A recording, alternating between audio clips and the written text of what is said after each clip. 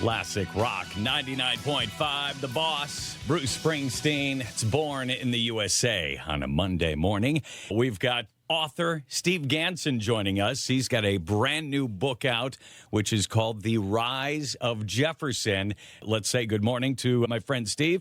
Good morning, sir. How are you doing today? I'm doing terrific. How about yourself, Scott? We talked to you roughly 1 year ago when your first book of the Liberty's Underworld series came out, and that one was called The Founding Syndicate. This is book number 2 of the series? Yes, The Rise of Jefferson. And this one can kind of stand alone. I would say people wouldn't have had to read The Founding Syndicate. Eventually, they can get around to reading the whole trilogy. But this one, I tried to create as a standalone because it's a foundational book in the series. I compare this to The Empire Strikes Back, my favorite Star Wars movie. I've probably seen that movie 10, 15 times. Or the Godfather trilogy, where no one ever talks about the third one, or Rocky. I always loved the first one more than any of the others. So that takes me to what inspired me was my childhood growing up in small town Iowa and remembering the bicentennial year, where as a kid, we were all oblivious to Watergate and Vietnam. We were fed a lot of American history that year. And even our Saturday morning cartoons were Archie and Jughead going back to the American Revolution, being transported alongside Betsy Ross and Ben Franklin.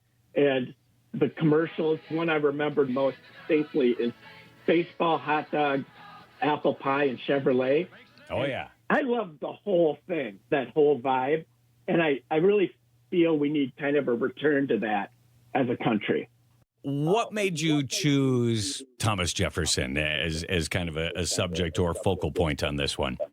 Well, I always loved books where the hero was complicated and flawed. And, you know, we won't get a more complicated and flawed character than Thomas Jefferson. And then for me, it's just his placement in history. The year this novel is set is 1789, and Jefferson was in Paris at the time as American minister. And my other great interest is in the French Revolution. So this was perfect because the French Revolution was starting to stir up, and he was observing this and making comparisons between what was happening in France with what was happening in the young nation back home. And he was desperate at the time to make sure that we didn't fall into the same trap that France did, and what we would eventually become a despotic rulership under Napoleon. He wanted to preserve what would become our Bill of Rights, but he was across the Atlantic and couldn't do much about it. So he had James Madison was kind of his proxy, and he only had a few weeks to get the ideas that would help shape our Bill of Rights across the Atlantic before the first Congress met, and they were going to decide whether even to move forward on the Bill of Rights. So he gathered up in a crate his books and documents to help Madison make these arguments on his behalf. And then I imagine this is sort of Raiders of the Lost Ark, where these were like the Ark of the Covenant, the precious commodity that sailed in a modest poplar wood box across opium routes back to America. And the reason they needed to go by opium routes is because early adapters to this new commodity were moving those faster because they saw the profits. And he said, okay, if we're going to get this stuff to America in time, we need to find the fastest route. So we need to smuggle this under opium. And then it's a bit of an alternative history. So I picked John Paul Jones as the person who would get it across. And it requires a bit of a decoy character who takes on the role. Historically, John Paul Jones was in Russia at the time. So I set up a decoy, a lookalike that history would write as John Paul Jones was doing this or that. Meanwhile, they needed John Paul Jones as the world's foremost sailor. to get this precious commodity to America on time. It's a race against time. And I really enjoyed writing it. It was a lot of fun. And a few early readers are telling me I really stuck the landing on this. So I think people will enjoy it. I love the smuggling and the secret conspiracies that have found their way into your books, and you call it alternative history. There's actually a lot of truth and real historical facts that you have in there, but then you kind of fill in some of the blanks and get a little creative. Would that be fair to say? Oh, that's absolutely right.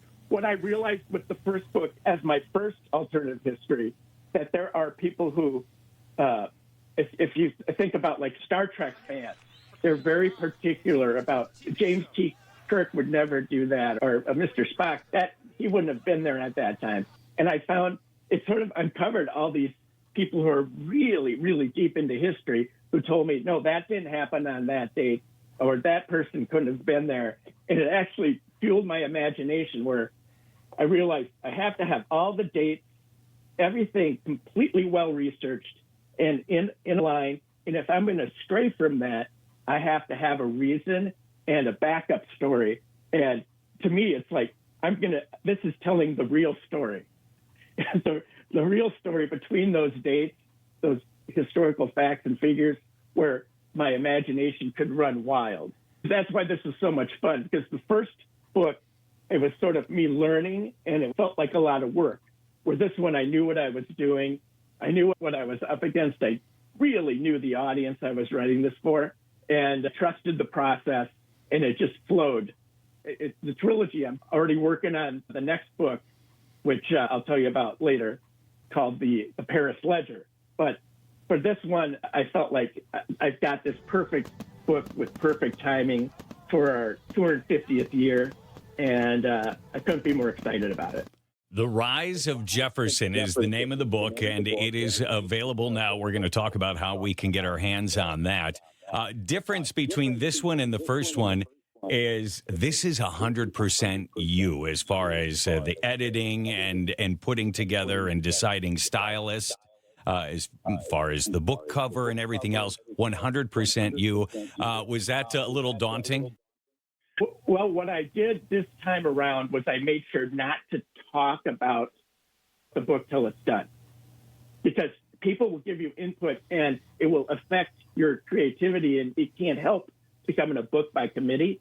So that's not what a book is supposed to be. A book is supposed to be, as an author, it's supposed to be a personal vision. So I surprised people when I told them I was done.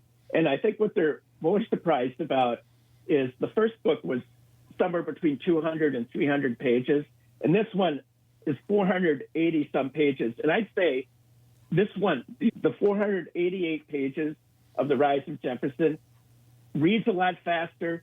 I wrote it a lot faster. It flows. It's actually a quicker read than the first book because it was just perfectly organic to me. I felt like I hit a stride. For a while, I was like, I wasn't writing it. It was just writing itself. The new book, this would be book 2 of the Liberty's Underworld series. It's called The Rise of Jefferson. It is available now. How can we get our hands on it? You can order Amazon.com, type in The Rise of Jefferson. There is no other book called The Rise of Jefferson, which I'm very surprised, being a long time in the publishing business. All the good titles seem to have been taken, but The Rise of Jefferson was sitting there waiting for me to take it. And you'll find The Rise of Jefferson at Amazon.com in both paperback and a deluxe hardbound edition, which I tried to make a little more special, a little more hefty, spend a little more time on that design to make it worth the little bit extra. This goes back to the fact that this book is 100% you. You were actually part of the process of determining what kind of cover would be on that hardback, and you got like an old-timey feel on it. I love it. Right, and believe it or not, it started with me taking a picture. I always thought one of my brothers-in-law looked a little bit like Thomas Jefferson, so he sort of modeled for how I wanted Jefferson to pose. I wanted him to be sort of his Mount Rushmore Thomas Jefferson. Mm-hmm. And so I started with a photo of him. And there's a lot of online tools now where you can manipulate photos. But I would say the coloring of the eyes and the skin and the face, that's my brother-in-law. Nice. And so there are earlier versions of the cover mock-up that literally are my brother-in-law. Oh, I love it. The book is called The Rise of Jefferson. You can order that now. The audiobook and stuff like that, that going to be coming our way maybe in July? Yeah, I'm going to sort of stagger that out. And probably by July 4th, I'll have the Kindle ebook. And I'm thinking around the holidays, closer to Christmas, Okay. I'll have an audiobook. I did an audiobook for the Founding Syndicate, had a lot of fun with that, but I learned a lot there too. And this one will be much more deluxe, I can promise that. Oh, we look forward to it. Let's see, Steve, you ready for fantasy football? I am. Have you found a name for next year? Oh, gosh, no. No? No, not yet. Yeah, that's always, you remember, I think I went 5 years with the same name because I just sort of tapped out. But, talking about creativity, we've had some creative names in our league.